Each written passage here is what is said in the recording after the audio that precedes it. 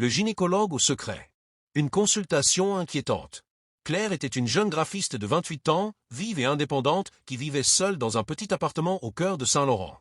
Depuis plusieurs semaines, elle ressentait une fatigue inhabituelle, des nausées matinales et des douleurs légères dans le bas-ventre. Inquiète, elle décida de prendre rendez-vous chez le docteur Moreau, le gynécologue le plus renommé de la ville.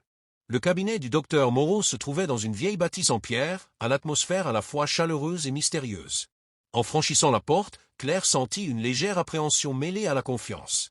L'accueil était professionnel, mais quelque chose dans l'air semblait chargé, presque électrique. Le docteur Moreau apparut bientôt, un homme d'une cinquantaine d'années, aux cheveux grisonnants et aux yeux d'un bleu perçant. Son sourire était à la fois rassurant et énigmatique. « Bonjour Claire, asseyez-vous, je vous en prie. Que puis-je pour vous aujourd'hui » demanda-t-il d'une voix douce. Claire expliqua ses symptômes et le médecin l'écouta attentivement, hochant la tête de temps en temps. « Nous allons faire quelques examens pour comprendre ce qui se passe. Rien d'inquiétant, je vous rassure. » L'examen fut long et minutieux. Le docteur Moreau semblait particulièrement concentré, presque fasciné. Il prit plusieurs échantillons, fit des analyses poussées et conclut. « Vos résultats sont normaux, mais je vous conseille de revenir dans une semaine pour un suivi. » Claire accepta, sans se douter que cette visite allait bouleverser sa vie. La découverte effrayante. Quelques jours plus tard, Claire fut prise d'un vertige soudain alors qu'elle faisait ses courses. Fatiguée et confuse, elle décida de faire un test de grossesse, juste par précaution. Le résultat la laissa sans voix, elle était enceinte. Pourtant, elle n'avait eu aucune relation intime depuis des mois. Comment cela était-il possible? Troublée, Claire appela sa meilleure amie, Sophie, une infirmière, pour lui confier son secret. « Sophie, je ne comprends pas.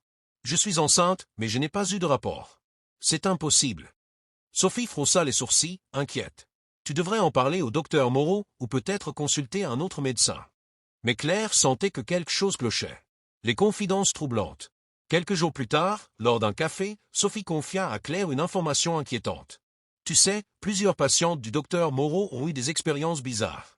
Certaines ont eu des grossesses inexplicables, d'autres ont ressenti des douleurs étranges après leur consultation. » Claire sentit un frisson lui parcourir l'échine. « Tu crois qu'il se passe quelque chose au cabinet ?» Sophie hocha la tête. « Je ne sais pas, mais il faudrait enquêter. » Elles décidèrent de contacter d'autres femmes qui avaient consulté le gynécologue. Toutes racontaient des histoires similaires, des examens insistants, des symptômes inexpliqués et surtout, une sensation de malaise grandissante. Les secrets du passé. En fouillant dans les archives de la ville, Claire et Sophie découvrirent que le docteur Moreau descendait d'une famille ancienne, connue pour ses liens avec des pratiques occultes. Des journaux anciens parlaient de rituels mystérieux, de pactes avec des forces obscures et d'une quête pour créer une lignée d'enfants dotés de pouvoirs surnaturels. Intriguées, elles visitèrent la bibliothèque municipale où elles trouvèrent un vieux grimoire mentionnant des symboles gravés dans certaines bâtisses de la ville, dont celle du cabinet du docteur Moreau. La nuit au cabinet.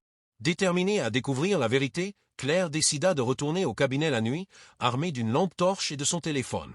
Elle entra par une fenêtre laissée entr'ouverte et explora les couloirs sombres. Derrière une bibliothèque, elle trouva une porte secrète.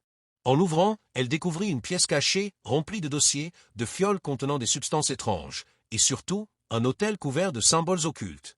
Soudain, une voix glaciale résonna derrière elle. « Tu es déjà liée à moi, Claire. » Le processus a commencé.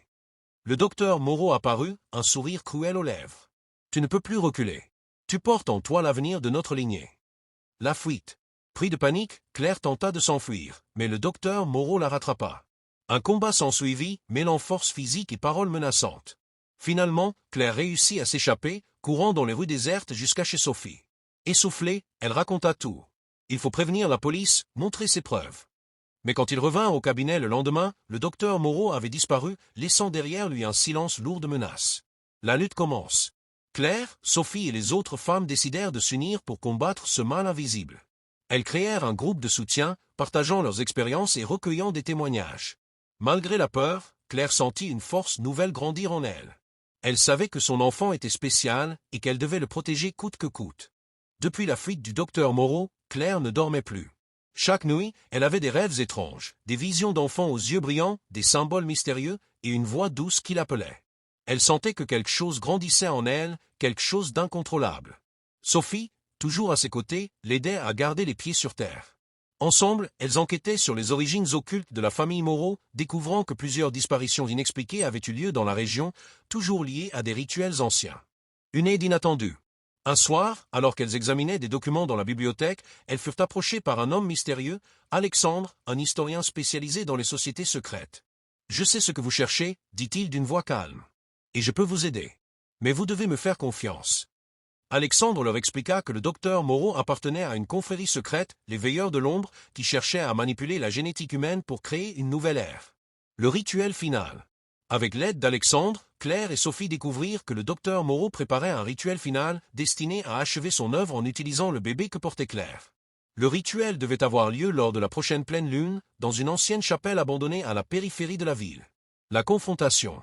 Le soir de la pleine lune, Claire, Sophie et Alexandre se rendirent à la chapelle, déterminés à empêcher le docteur Moreau. Dans l'obscurité, ils surprirent le médecin entouré de membres de la confrérie entonnant des incantations. Claire sentit une énergie puissante émaner du lieu. Un combat s'engagea, mêlant force, magie et volonté. Claire, malgré la peur, trouva en elle une force insoupçonnée liée à l'enfant qu'elle portait. La lumière au bout du tunnel.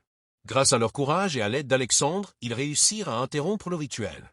Le docteur Moreau fut arrêté, mais son influence ne disparut pas complètement. Claire comprit que son enfant était spécial, porteur d'un destin hors du commun. Mais elle était prête à l'aimer et à le protéger, quoi qu'il arrive. Épilogue. La ville de Saint-Laurent retrouva peu à peu son calme, mais dans l'ombre, d'autres secrets attendent d'être révélés. Claire, désormais consciente de sa force, se tient prête à affronter l'inconnu, avec son enfant à ses côtés.